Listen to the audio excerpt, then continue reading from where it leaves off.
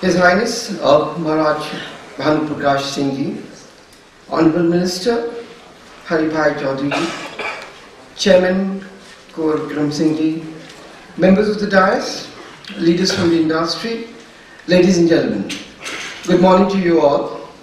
I'm extremely pleased to be with you today. Today's event is about skills, the youth of this country and their future, which is directly linked to the future of this country. So though we hardly notice it, private security sector finds a place in this country as a full-blown industry, which is growing steadily year after year. In fact, it may sometimes be even safe to say that there are more security guards than the number of policemen today. Private security has an overarching role in all sectors of the economy, be it aviation, automobile, banking, construction, hospitality, IT, manufacturing, oil and gas, and many more. Private security is growing at a phenomenal rate, keeping abreast of India's economic growth. And the numbers I'm going to share with you is the latest figures that have still not been published, but will be published very soon, within 15 days. It is projected to grow at nearly rupees 1,500 billion by 2022, from the current 360 billion in 2013. The sector employs over 7 million employees and slated to employ more than 11.8 million employees by 2022. Some of the factors driving growth include growing need for property, information, human security, high rates of urbanization and economic liberalization, increase in crime rate, and increase in organized groups, gangsters, professional criminals, youth, and juveniles. This in turn has enhanced the role of private security as a force which has to come and work in unison with the police to serve as a force multiplier in providing a safe and secure environment. Now, 7 million people that are employed in the security sector are deployed in over 16,000 companies.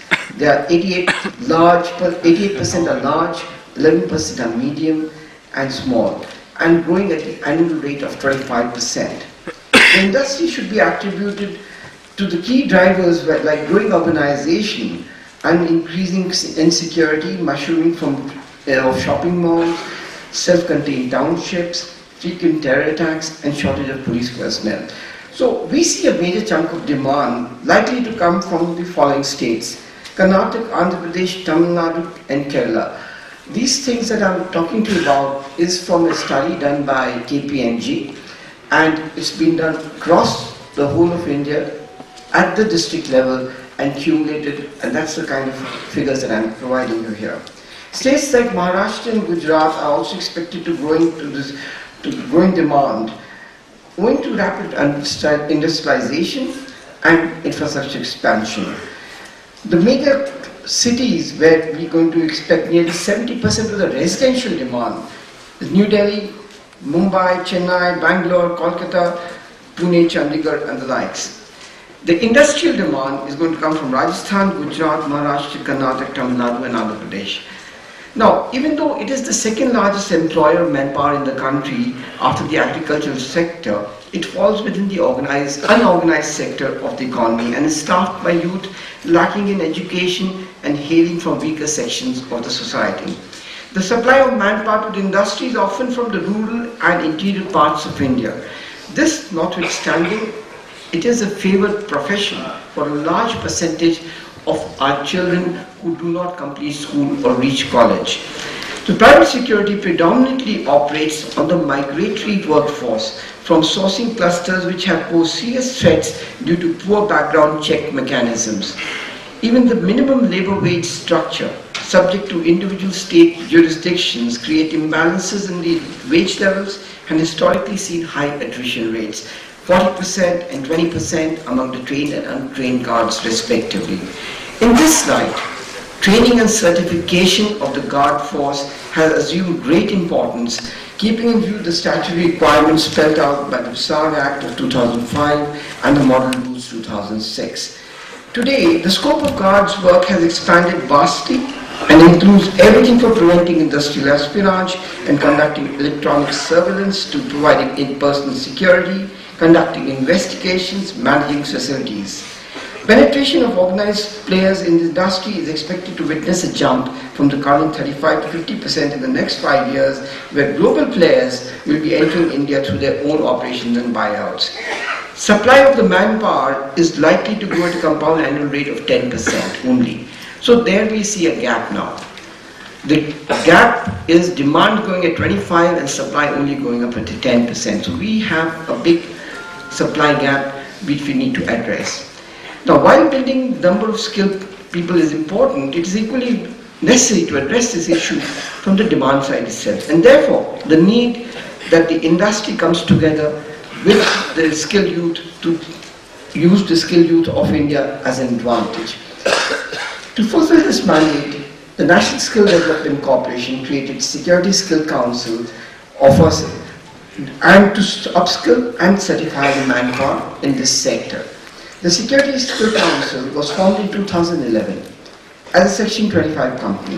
The board of directors of SSSDC comprise of leading players of the private security sector. These include G4S, Top Security, Checkmate Services, Bombay Intelligence Services, ISS, SDB, SLV, Security Services, and the likes.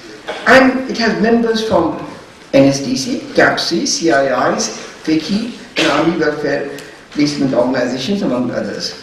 So under the leadership of Mr. Vikram Singh, Chairman, SSSDC, and Major General D.K. Jamwal, CEO, SSSDC, we have worked closely with the industry to assess and certify, as Mr. Singh said, 140,000 candidates already. There are 67 national occupation standards and 80% of the job roles have been defined. And there are 130 training partners which is already associated with NSDC and the Security Skill Council.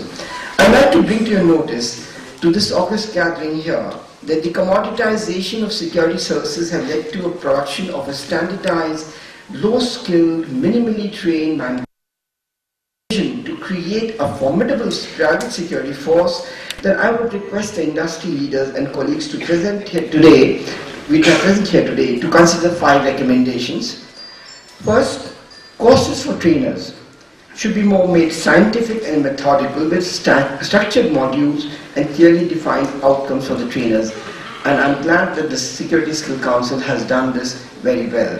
2, training should include other skills to complement the core role.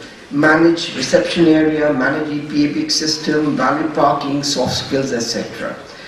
3, scheme-based training program by central and state governments to mandate adherence to the national occupation standard. This is very important so that no matter which part of the country you're on, where you're getting trained, whether you're getting trained in an SSC affiliated training provider or a government approved training provider, you all get the same national occupation standard. And Mr. Singh just mentioned, if that happens, standardization of training, standardization of workforce, standardization of certificate across India, employment will be easier and we can all expect the same output, which is going to be a superior quality than what it is today.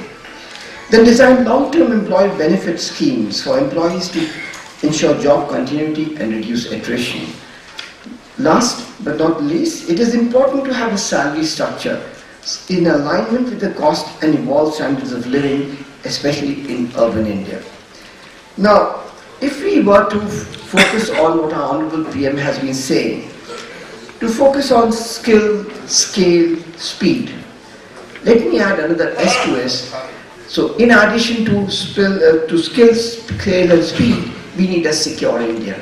And that security can be provided by this August gathering here and the people who are working for you